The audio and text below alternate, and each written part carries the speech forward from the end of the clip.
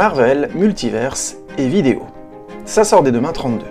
Une fois n'est pas coutume, en ce mercredi 4 mai 2022, nous allons nous attarder sur une seule et unique sortie, celle du blockbuster de ce début d'été. Comme par magie. Hashtag opportunisme, hashtag attends, je t'explique. Doctor Strange in the Multiverse of Madness de Sam Raimi. Il est rare qu'un même film puisse syncrétiser autant mes espoirs que mes sérieux doutes. Doctor Strange 2 est pourtant de cette si particulière race. Arrivant après le très décevant arc Sony Pictures, qui a vu s'enchaîner Venom 2, Spider-Man No Way Home et Morbius, hashtag oh my god, mais aussi après Black Widow, Shang-Chi et Les Éternels, des films qui introduisaient de nouveaux personnages sans réellement impulser une nouvelle dynamique à l'univers des Avengers, à la manière de la saga des Pierres d'Infinité. Ce film, sur le Sorcier Céleste, a donc un très gros rôle à jouer. Le risque de voir la franchise prendre du sérieux plomb dans la cape, en cas d'échec, est même présent en fait. Le public, fatigué par 3 opus quasiment cyniques, et ne faisant pas la distinction entre les productions Sony et Marvel Studios, pourrait aisément se lasser à la vue d'un film moyen, ou même pire, médiocre. Hashtag tournant. Mais heureusement, ou peut-être parce que Kevin Feige est un producteur qui a beaucoup de nez, la deuxième aventure du magicien Cumberbatch se base sur le dernier véritable succès critique de la firme des super-héros, la série WandaVision. Catapultant la notion de multiverse avec une efficacité de forme qui a fait gagner un temps d'explication considérable au film suivant, Spider-Man No Way Home en tête, cette série inaugurale du service désormais très fructueux Disney+, si vous cherchiez pourquoi Netflix souffre en ce moment, avait gagné à tous les niveaux, introduisant des mécaniques fortes avec efficacité, le potentiel multivers, l'étendue de la magie, une liberté de ton inédite dans la franchise, etc. Proposant un point de départ extrêmement riche à tout l'univers filmique et sériel, que la série Loki a embrayé avec brio d'ailleurs. WandaVision a potentiellement lancé une ère d'originalité et de potentiel renouveau du film de super-héros. Et oui, ça calme. Doctor Strange 2 est donc le premier film de cinéma à pouvoir travailler ce potentiel posément. Peu réécrit, contrairement au chantier Spider-Man No Way Home, le dernier film de Sam Raimi a pu se faire dans une relative tranquillité, ce qui sera quasiment une première pour le papa des Spider-Man de Tobey Maguire. Reconnu comme des films fondateurs du genre, la première trilogie de l'Homme Araignée a cependant été une tempête constante pour le réalisateur, comme l'en atteste le traitement du héros. Constamment rossé tout au long des 3 films, rendu cynique voire antipathique par le scénario, quand Spider-Man n'est plus, Peter Parker n'a même plus le pouvoir d'appeler la police quand il voit une agression dans la rue. Hashtag calme-toi Sam. Pour finalement devenir une dancing queen, improbable et pauvrement mise en scène, ce Spider-Man montrera jusqu'au bout l'épuisement de son réalisateur sur le personnage.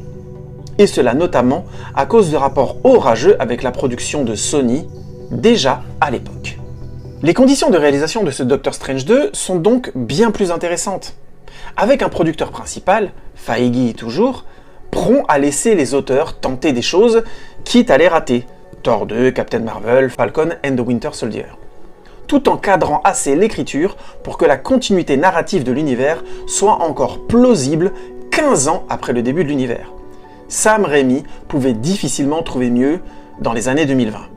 Nous devrions donc, du papa de Spidey au ciné, mais aussi des Evil Dead, mais aussi de Jusqu'en Enfer, obtenir un chef-d'œuvre, ou au moins un bon film, n'est-ce pas? Rien n'est moins sûr. Les productions Marvel ont ouvert une porte passionnante avec les multivers. Mais il est facile de se la prendre dans le nez, cette porte. Les critiques ont fusé à juste titre sur ce Spider-Man No Way Home, certes généreux en fanservice, mais terriblement déséquilibré en termes d'écriture, et qui surtout demandait une connaissance étendue de 8 films, au minimum, pour pouvoir être apprécié. Et malgré son carton planétaire avec 1,8 milliard de dollars au box-office, personne n'est dupe de l'impasse potentielle d'un multivers, l'autoréférence comme seul et unique but.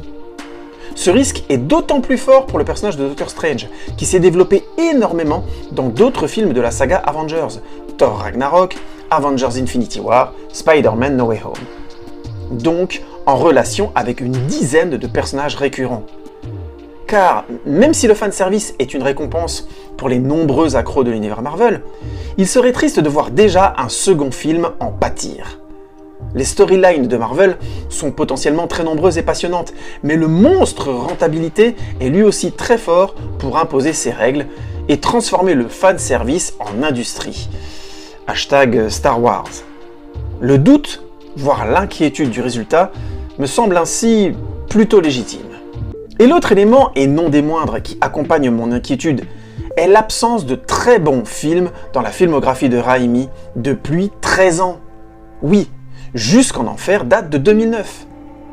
Et son dernier film sorti au cinéma, Oz the Great and Powerful, était tout juste sympathique, malgré un succès correct.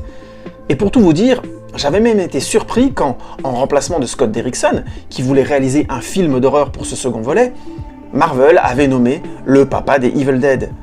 Pas pour ses compétences, mais bien parce que ce dernier ne semblait plus intéressé par la réalisation de longs métrages depuis un moment. Hashtag trop vieux pour ces conneries. Pour être clair, j'ai peur de voir Sam Raimi revenir sur ce film comme un réalisateur revivant sa gloire passée. Et cela se marie aussi avec la sensation que Marvel a du mal à renouveler ses réalisateurs.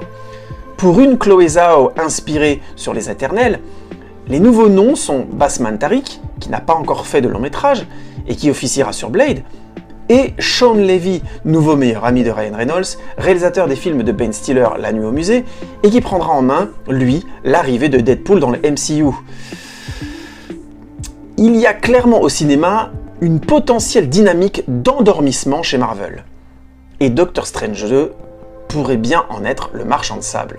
Mais, si Raimi revient en conquérant, et que ce film suit la dynamique des séries Marvel, qui elle, au contraire, est bien plus intéressante, WandaVision, Loki, on pourrait obtenir une bombe. Un film qui croiserait des univers Marvel très éloignés, Blade, X-Men, Avengers, Éternels, etc., pour mieux les marier avec force en confrontant Benedict Cumberbatch au dilemme de l'inanité du choix. Si tous les potentiels existent, pourquoi s'inquiéter de ces choix ? La seule véritable issue possible à un tel multivers ne serait-elle pas la fin de tout ? Et vous, quelle direction va prendre ce Doctor Strange 2 selon vous ? Le navet ou le chef-d'œuvre ? Merci de votre écoute. Retrouvez cet article en intégralité sur unmecquiparletro.wordpress.com. À bientôt.